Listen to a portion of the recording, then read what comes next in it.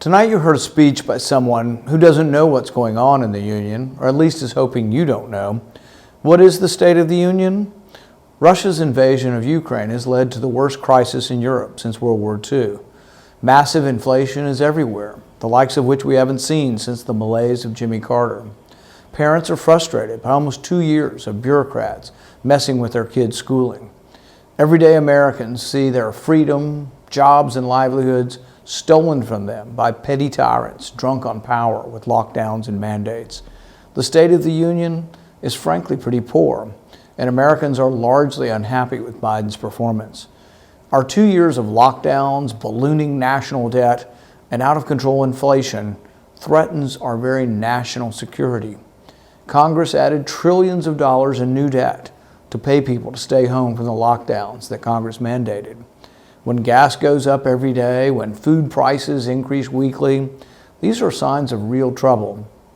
Of course, that's if you can even get the food. Supply chain issues from our COVID policies have continued to bring empty shelves, late deliveries of just about every item in our economy, from meat to used cars, from raw materials to boatloads of goods. The delays are ongoing. Economic issues are only part of the problem, though. Parents are being told they're not in charge of their kids' education. Issues such as critical race theory and extreme gender are brought into their small children's classrooms. That's if their kids are even meeting in person in a classroom at all. Biden and his followers want you to believe that they're following the science, but it looks more like political science to many of us. Dr. Fauci wants you to triple mask, double vaccinate your 5-year-old and hide in your basement. That may be okay for a 40-year-old government bureaucrat making nearly $500,000, but it's not so easy for everyone else. And really, the scientific evidence for vaccinating children is not convincing.